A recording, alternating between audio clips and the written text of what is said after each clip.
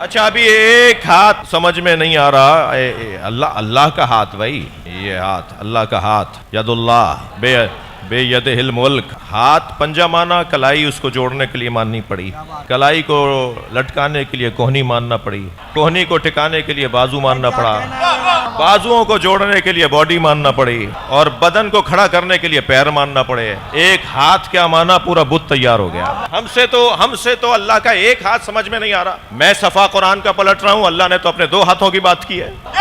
یا ابلیس ما منعک ان تسجد لما خلقت بیدی استکبرت ام کنت من العالین. اے ابلیس، تجھے اسے سجدہ کرنے سے کس نے روکا تھا جسے میں نے اپنے دونوں ہاتھوں سے بنایا ہے؟ متکبر ہو گیا تھا یا پنجتن میں سے تھا، عالین میں سے تھا، یا تکبر کر رہا تھا یا ان میں سے تھا؟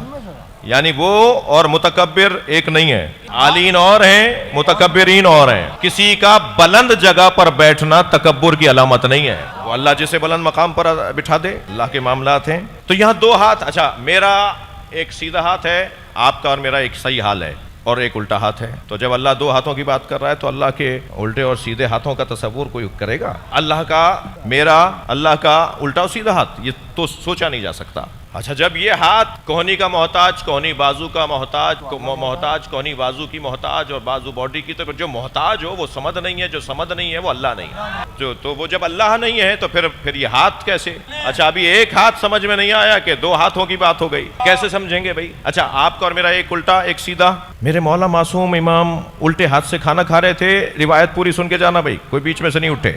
آدھا کلپ بنانے کا جو مزاج ہے اسے ختم کرنا ہوگا. یہ جو آدھے جملوں کے کلپ بنا رہے ہیں نا دوست ہمارے، میرے معصوم امام الٹا ہاتھ سے کھانا کھا رہے تھے، سیدھے ہاتھ سے ٹیک لگائے تھے، ساتویں امام کی بات ہے. تو حضرت حشام نے دیکھا کہ ماجرا یہ ہے، سوال اٹھا کہ ہمیں تو حکم ہے کہ سیدھے ہاتھ سے کھانا کھاؤ، اور امام اور معصوم اور صاحب عصمت ہوتے ہوئے الٹے ہاتھ سے کھانا کھا رہے ہیں. تو جانا تو انہیں کہیں اور تھا، مگر انہوں نے رخ کیا امام صادق کے گھر کا. جب حضرت کی گلی میں گئے تو سامنے سے ابو بصیر آ رہے تھے. حشام نے ابو بصیر کو دیکھ کر کہا کہ مولا سے ملاقات درکار ہے، مطلوب ہے. کہا کہ مسئلہ کیا ہے؟ کہ مسئلہ یہ ہے کہ میں یہ منظر دیکھ کر آ رہا ہوں کہ ان کے فرزند الٹے ہاتھ سے کھانا کھا رہے ہیں، ہمیں حکم ہے کہ سیدھے ہاتھ سے کھاؤ. تو انہوں نے کہا اس میں پریشانی کی کیا بات ہے، امام کے دونوں ہاتھ سیدھے ہوتے ہیں.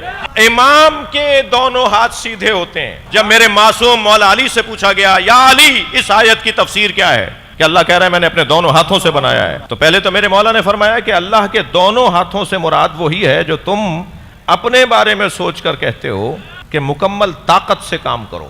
بھائی میں ان بچوں کو سمجھانے کے لیے ایک مثال کا سہارا. ہم نے دیکھا کہ ایک بچہ بالٹی اٹھا رہا تھا مگر ایک ہاتھ سے نہیں اٹھ رہی تھی، تو ہم نے آواز دے کر کہا بیٹا دونوں ہاتھوں سے اٹھ. یہ دونوں ہاتھوں سے جب بالٹی، پانی کی بھری بالٹی جب دونوں ہاتھوں سے اٹھوائی گئی تو گویا پورے بدن کی طاقت کا استعمال ہوا ہے. دونوں ہاتھ مملکت بدنیہ کی طاقت کا اظہار ہے، مملکت الہیہ کی طاقت کے اظہار کو علی کہتے ہیں. میرے مولا نے فرمایا، توجہ، میرے مولا نے فرمایا کلتا الیدین یمین، اللہ کے دونوں ہاتھ سیدھے ہیں. اب اس آیت کی تفسیر کرتے ہوئے آیت اللہ جوادی عاملی تفسیر تسنیم میں لکھتے ہیں، بڑا اچھا امتزاج ہے، ساری قومیں تشریف فرمائے ہیں، میں بہت سو کو جانتا ہوں. اور کون کہتا ہے کہ شیعوں میں اختلاف ہے؟ یہاں MWM کے دوست بھی بیٹھے ہوں گے، شیعہ علماء کونسل کے بھی، ISO کی بھی، JSO کی بھی، ماتمی سنگتوں کے بھی، جی بندے اور چٹیوں والے بھی، کنڈھے کلابے والے بھی، یہاں سب بیٹھے ہیں نا. ارے حسین پہ ملتے ہیں ہر مزاج کے لوگ، یہ دوستی کا وسیلہ ہے دشمنی کا نہیں. بڑا ایک جملہ نہیں کہوں گا تو مجھے بعد میں احساس ہوگا کہ میں کہہ کے نہیں گیا. آیت اللہ جوادی عاملی کہتے ہیں کہ اللہ کے دونوں ہاتھ سیدھے ہوتے ہیں اور اہل بیت کے دونوں ہاتھ سیدھے ہوتے ہیں. جملہ بڑا حسین ہے، ایسے سجائے بغیر کہہ رہا ہوں کیونکہ وقت کم ہے. اہل بیت کے دونوں ہاتھ سیدھے ہوتے ہیں اور اہل بیت کے دشمنوں کے دونوں ہاتھ الٹے ہوتے ہیں.